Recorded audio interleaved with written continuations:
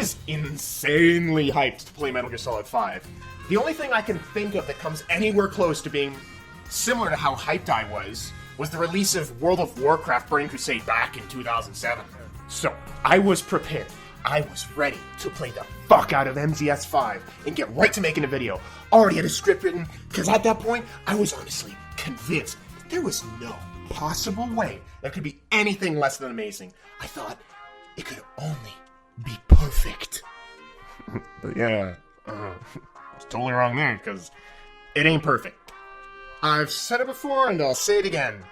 Nothing's perfect. Metal Gear Solid 5 Phantom Pain has problems. And now I know a lot of people are going to instantly assume that I'm just talking about how the game is unfinished. And even though that is true, that's not entirely what I'm talking about here. Because see, at its core, Metal Gear Solid 5 is actually still an extremely polished, well-designed, fun game to play. But there are some design choices that I personally just don't understand. Like, for instance, why did Kojima get rid of healing items like rations, instant noodles, like all that stuff? This is going to be the last Metal Gear game made by Kojima. So why does he suddenly just get rid of something that's been a staple of this series for the past, I don't know, like 25 years? It's just such a weird thing to remove because, like, the box is still there, and it's even more ridiculous and awesome now than it was in previous games. It used to be the joke item, but now it protects you from bullets and serves as a viable, if not the most effective and efficient item in the game. It's like Metal Gear... It's like Metal Gear Solid manages to pull off this setting that manages to feel extremely grounded in reality, but still pull this insane, zany shit out of its ass. Which leads me into my next point, boss battles. They were a massive letdown for me, and a majority of the time just felt totally underwhelming. You fight the same group of 4 skulls multiple times, and the only thing that really changes in the latter half of those encounters is that they have armor.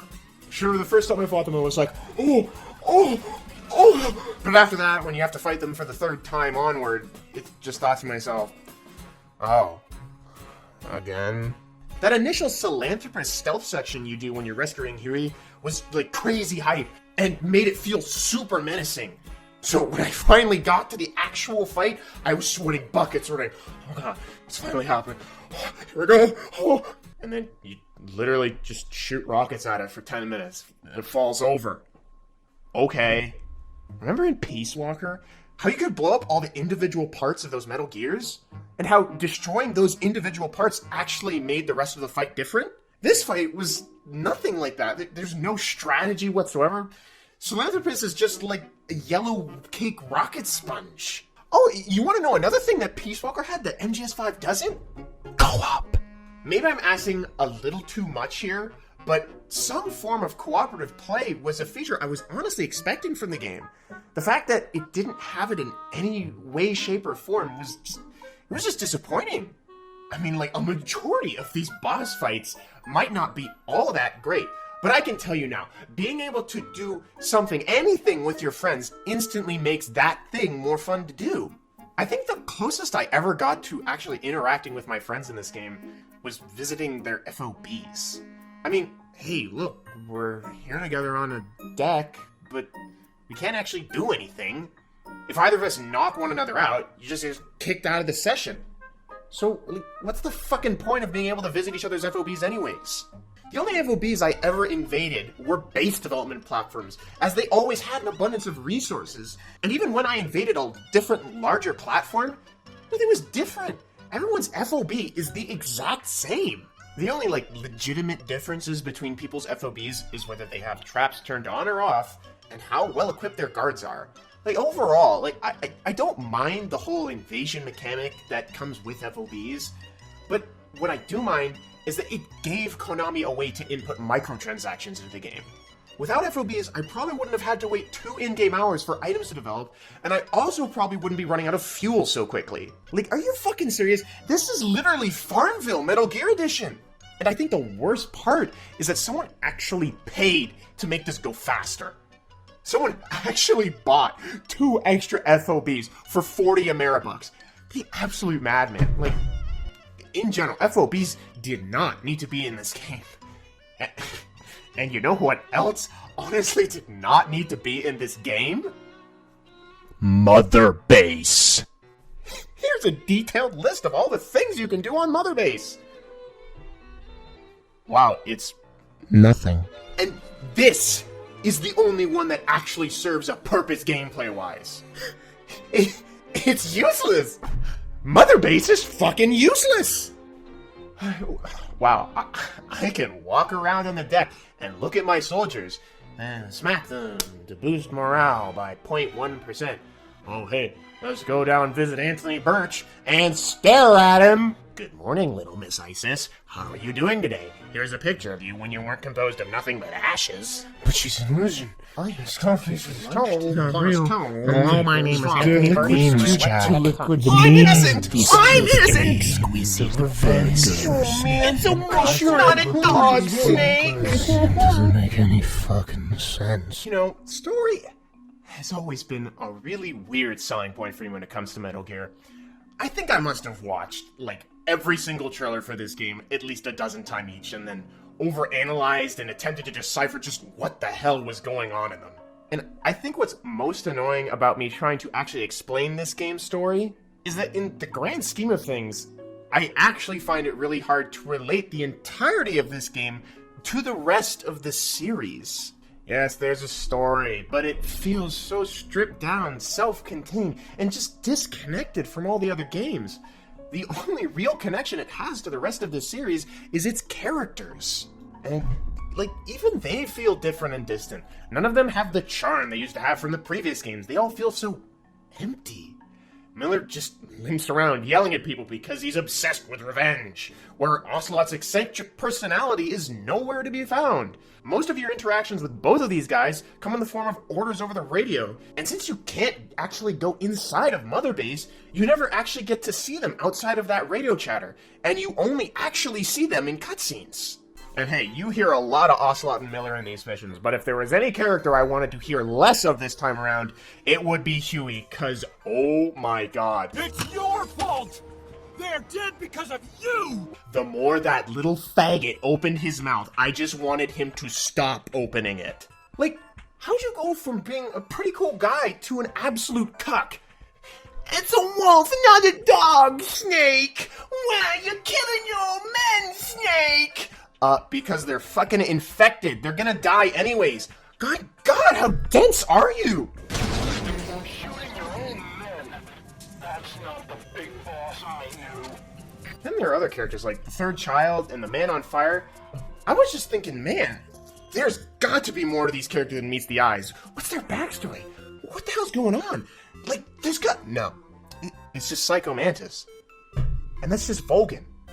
Driven by revenge. I even thought Skullface was gonna be some, like, negative aspect of Big Boss's psyche brought up by all his PTSD, which made him turn into this, like, warmongering general that he was in Metal Gear 1. No. He just wants revenge for his homeland. That's it.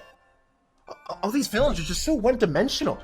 And the one time that I imagined was supposed to be this serious moment just turned into a fucking meme. Such a lust for revenge? Okay, then there's the missing link. The big reveal that you're not actually playing as Big Boss. You're playing as his Phantom, who was once the medic enlisted in MSF 9 years prior to the events of the game. And, well, you know, to be honest, I actually fucking love that. Mostly because I was amazed that people, including myself, basically theorized and guessed this ending over 2 years ago. I was fucking ecstatic when I got to the last few sections of the game, and then that truth mention popped up. I was just... like, mind blown. And I was just sitting there. I was like, that's amazing. That's so cool. But what about that whole thing with Liquid? Like, he stole Solanter? Oh, that was cut from the final game?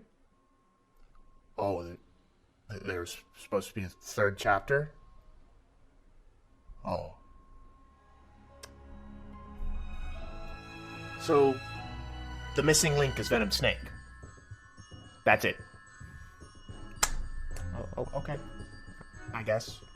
See, like, this whole Chapter 3 fiasco, It was actually one of the reasons, along with the whole MGO thing, it was why it took so long to make this video. While I was waiting for MGO to come out, I was hoping, like, from the bottom of my heart, maybe, just maybe, someone will unlock Chapter 3. Maybe it's hidden in the game files. That has to be it. There has to be more. But no, that's it. It's just unfinished. The missing link was that there was 2 big bosses. That's it. You know, just part of me still hopes right now that that really isn't the missing link, but maybe someone will do some crazy bullshit with that whole FOB nuke ending, but it's like, it's almost been like half a year since this game's released, and so I've just like lost hope. I just doubted something will happen. I mean, if it were true, and there was some third unlockable chapter, like, I always hope for a third playable area along with it, like a new snow area or something. And yeah, okay, I get it. That's stupid, because Mother Base is like somewhere around here in Central. Fuck. Then there's Africa over here, and Afghanistan's up here. So there's some snow over here. It could have worked, man. I want to believe. Like, imagine being up in the mountains, around Mount Everest, sneaking around in the snow. Shit would be totally awesome, man. And you'd also have, like, a shitload more side-ups. Yeah, you'd have a bunch of side-ups. Whoa, yeah, I totally want that. But, you know, hey. All those side-ups may be repetitive as fuck.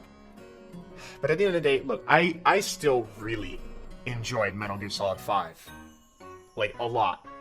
And, like, the reason for that being is that even though it may have been an unfinished game, the part of the game that I did play, it was super polished, and it was just so fucking fun. Like, it was good. Like, Metal Gear Solid 5, The Phantom Pain, it really isn't that bad of a game. It's just a disappointing one.